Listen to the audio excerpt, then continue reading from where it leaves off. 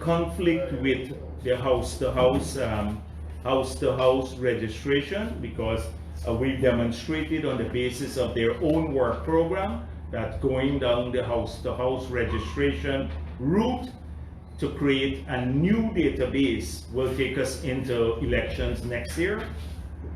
And when the CCJ ruling was quite clear, it says Article 106 was triggered. And 106 for all Guyanese must mean something. 106.7 says elections have to be held within 3 months of the passage of the no confidence motion, unless the life of the government is extended by 2/3 of the members of the National Assembly. That extension did not take place, so elections ought to be held within 3 months by March of this year. So we went to the court in the absence of the commission, because there was no commission at that time, there was no appointed chairperson. And we asked the court two things: to stop the exercise, and also because it's inconsistent with the timeline, and that we believe that this exercise is unconstitutional because it will deregister people, that they were going to create a new list, and that meant scrapping the existing database and all the people who were already registered. And on that basis, the People's Progressive Party said to its supporters and around the country, do not register, because this means that it's unconstitutional from that perspective, scrapping of the database. So what happened today? The Chief Justice ruled, and we'll get back to the details of it, that house-to-house registration in itself is not unconstitutional. You made it clear about that. But she said that GCOM cannot operate as if it is in a normal election cycle. That's the first thing. But then she said that residency is not a qualifying requirement, and therefore the names of persons on the list, the NRR and OLE, cannot be removed unless deceased or becomes disqualified based on Article 159 of the Constitution. And 159 of the Constitution says that there are two requirements for registration. One is you're Guyanese, and two, you're 18 years and older. So you can't go back to the second one. You can't grow downwards. You can't become 17 after you're 18. So that meant only one thing, that you've lost your Guyanese citizenship. So that's very clear. So what does this mean now? It means that the entire house-to-house exercise has done so far has been a complete waste of time and money, because they cannot remove people from the NRR who have already registered. The Chief Justice went on to say it would be unconstitutional for people who are already registered if they're removed because they reside in another jurisdiction or location within Guyana. So that means that the NRR that we've used to extract the OLE for all the elections before remains intact. And when the enumerators come around now, whether you're home or not, whether you register or not, once your name is on the NRR and you voted in the last elections, then they cannot remove your name. Your name will be on the NRR, the updated NRR, and the official list of electors that will be extracted from that NRR. So we are vindicated in telling people not to register. It's a colossal waste of time. Your names cannot be removed from the register, whether they participate in the enumeration exercise or not. Whether they live abroad or they've gone into the interior and they're not at home, nobody, not GCOM now, can remove your name from that database. And so this is key for us.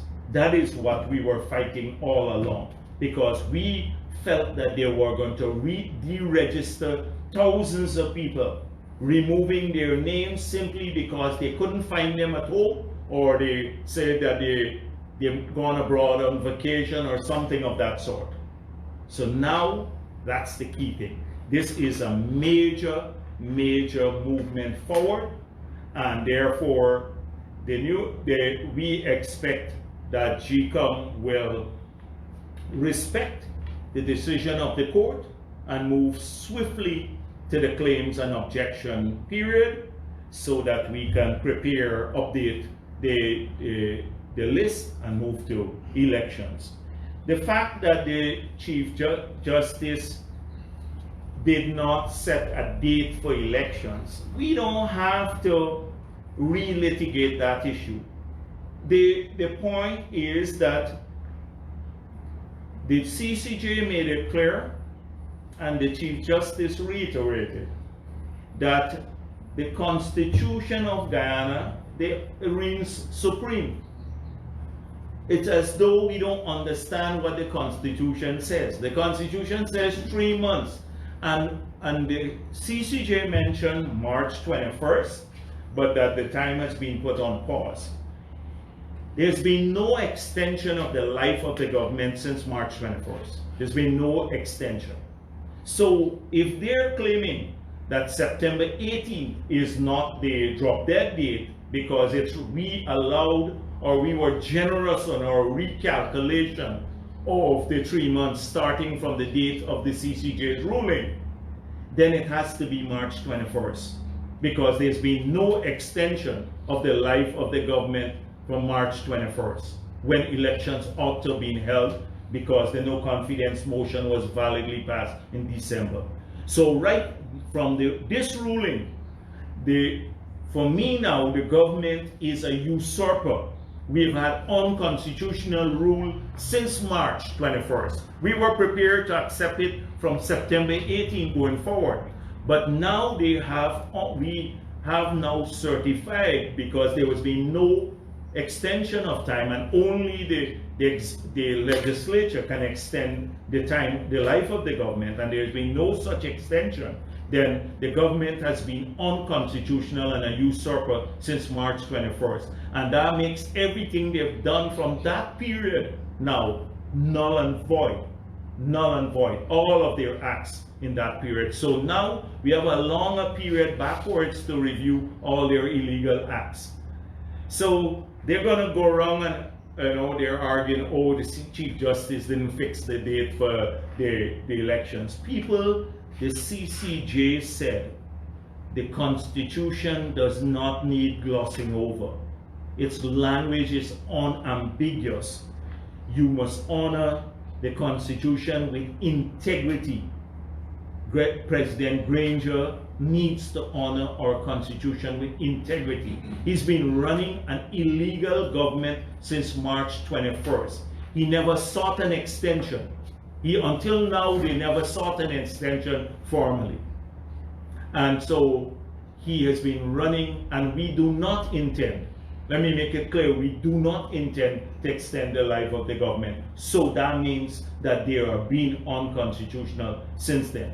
He's been running an illegal government. These are illegal ministers. We have an illegal president now. We only have to deal with him because we still need somebody who has constitutional authority to move things forward based on Article 106(7), where it says the president should remain in office until the new president is sworn in. That's the only provision that is his saving grace.